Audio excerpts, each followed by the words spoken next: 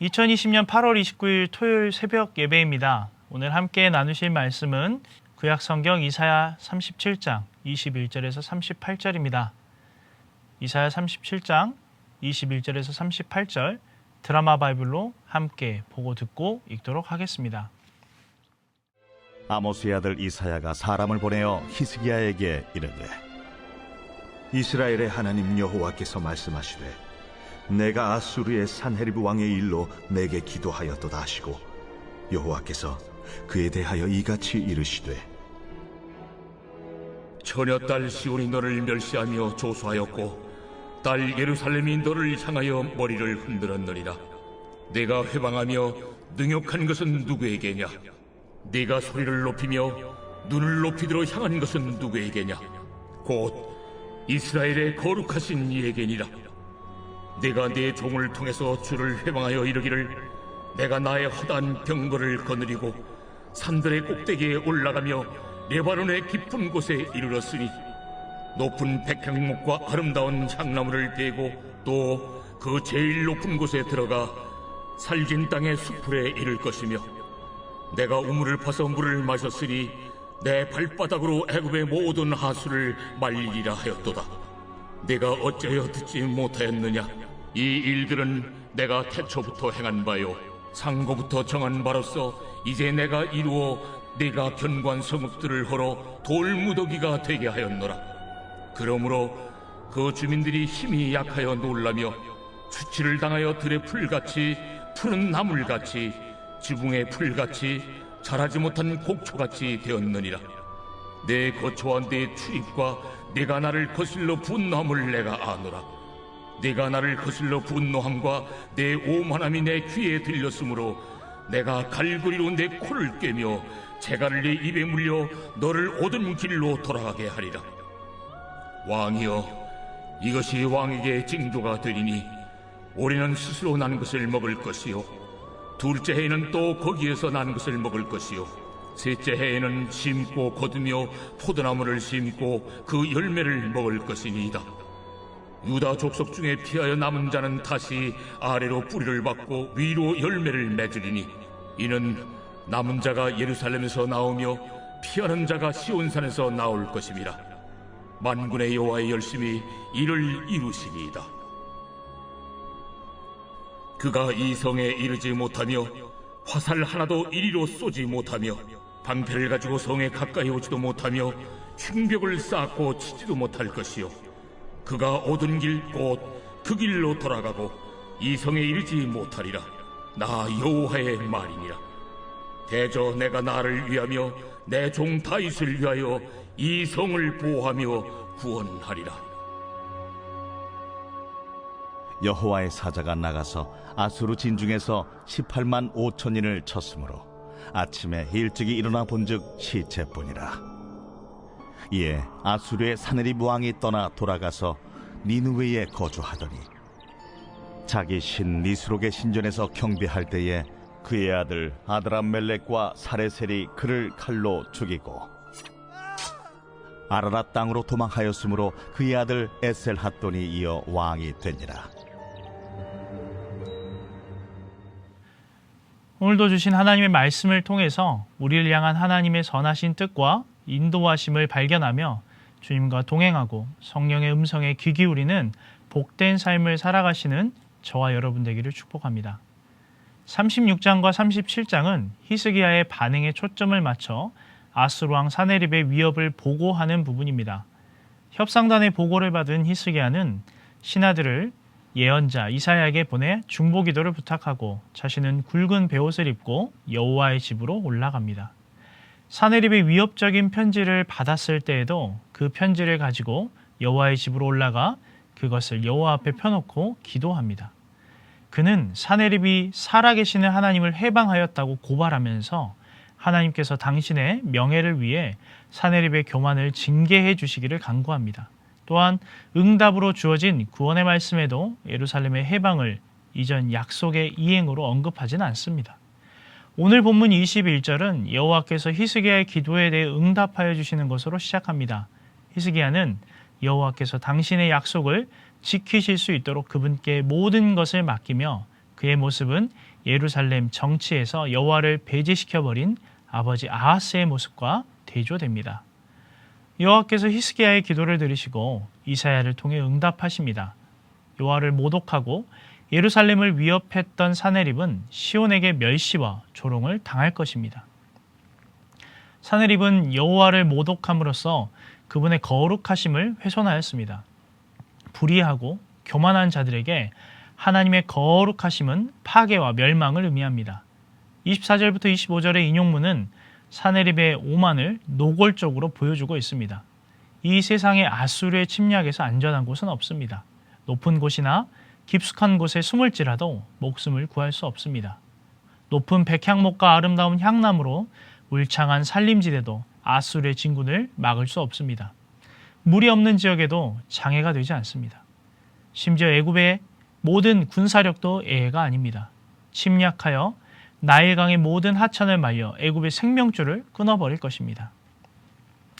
이어서 26절부터 29절은 한계를 넘은 사네립의 교만에 대한 하나님의 응답입니다. 여호와께서 1인칭으로 직접 사네립에게 말씀하십니다. 먼저 26절과 27절은 사네립을 여호와께서 사용하시는 도구로 소개합니다. 사네립의 성공적인 침략 전쟁은 여호와께서 오래전에 결정하신 일에 불과합니다. 여호와께서 옛적에 정하고 계획하신 것을 그분의 진노의 막대기 사네립이 실행한 것일 뿐입니다. 여호와께서 당신의 계획을 집행하셨기에 사네립은 요새로 된 성읍들을 돌무더기로 만들 수 있었고 그곳 주민들은 기운이 닿아 놀라고 수치를 당했습니다. 사네립의 모든 승리는 여호와의 계획과 실행에 따른 것이었습니다. 이어서 28절과 29절은 자신의 역할과 한계를 인정하지 않는 사네립에 대한 고발과 심판의 선언입니다. 사네립은 그의 거처와 출입을 아시는 여호와를 거슬러 분노했습니다. 승리에 도취한 사네립은 자신을 절대화하며 승리를 허락하신 분께 도전했습니다. 이제 여호와께서는 당신의 권위에 도전하는 땅의 권력의 심판을 선언하십니다. 여호와께서 사네립의 코에 갈고리를 깨고 입술에 재갈을 물려 강제로 원래 왔던 곳으로 끌고 가십니다. 자기의 한계를 깨닫지 못하고 신의 자리를 탐하는 자의 말로가 결국 사로잡혀 승리를 주셨던 분께서 이번에는 참패를 안기시고 그를 강제로 돌아가게 하십니다.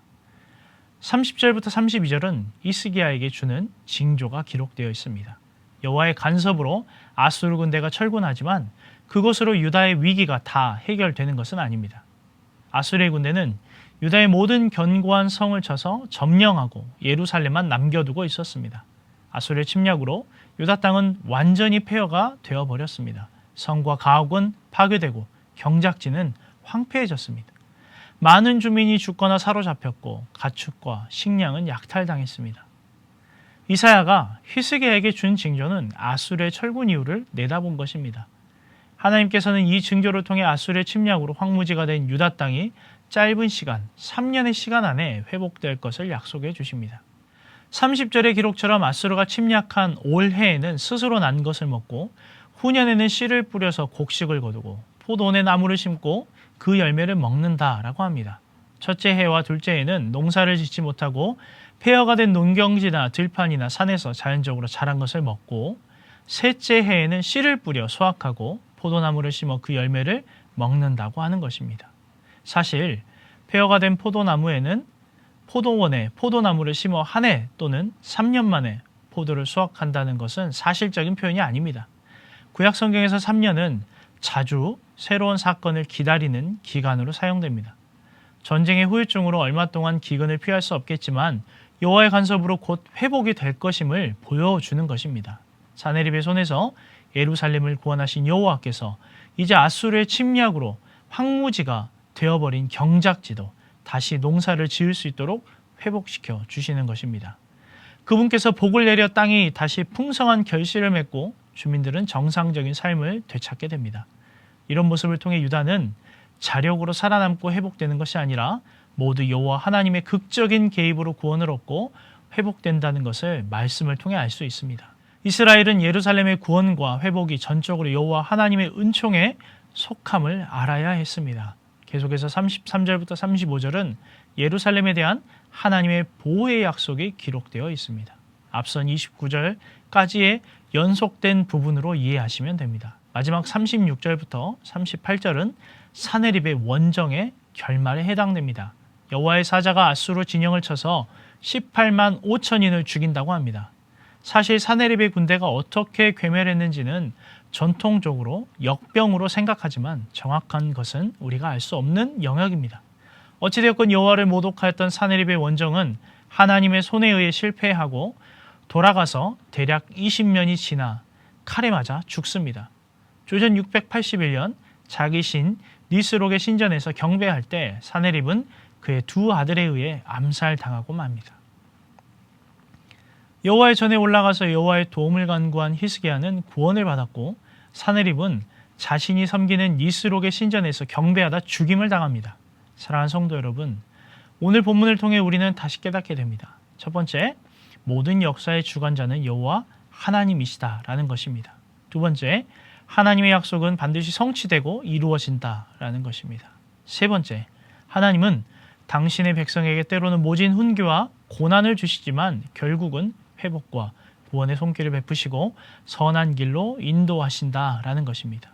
부디 오늘의 말씀을 통해 지금의 어려운 시간을 보내실 때 하나님이 역사의 주관자이심을 믿고 하나님의 언약을 의지하며 말씀의 소망을 두고 우리를 택하시고 구원하시고 방치하시는 분이 아니라 계속해서 우리를 인도하시는 분이심을 믿고 승리하시는 저와 여러분의 하루가 되기를 축복합니다. 함께 기도하겠습니다. 설교 내용을 통해 우리 개인을 위해 기도합니다. 하나님의 선하심을 믿고 우리를 구원하시고 인도하심을 믿는 삶, 어려움 중에 신음할 수밖에 없어도 하나님은 반드시 우리를 이끄시고 은혜 베풀기를 아끼지 않는 분임을 믿는 삶을 살도록 함께 기도하겠습니다.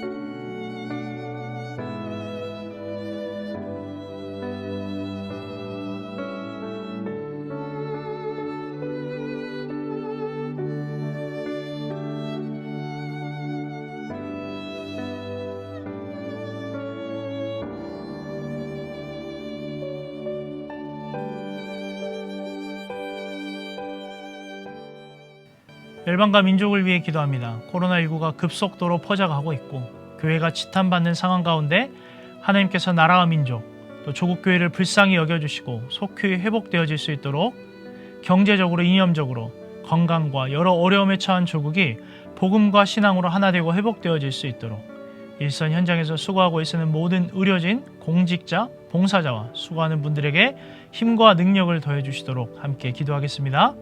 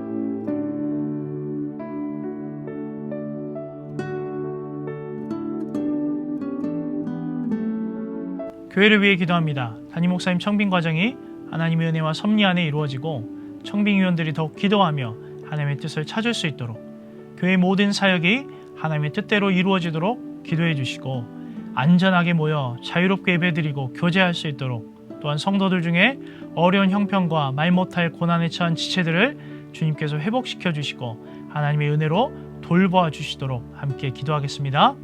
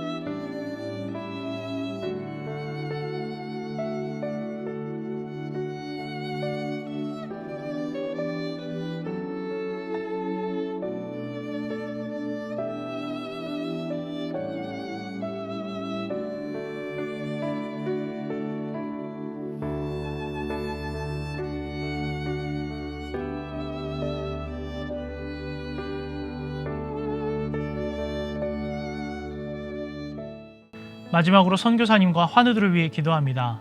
김인혜 집사님, 김영자 권사님, 김기석 집사님, 김찬준 집사님, 정순금 권사님, 김복남 권사님, 정임 집사님, 조금열 집사님, 또한 김경화 집사님의 친정 아버님의 의식이 돌아올 수 있도록 우리 환우들을 위해 기도해 주시고 또 모든 성도님들을 위해 함께 기도해 주시기 바랍니다. 토요일은 유국의 연미족 정붕 선교사님을 위해 기도합니다.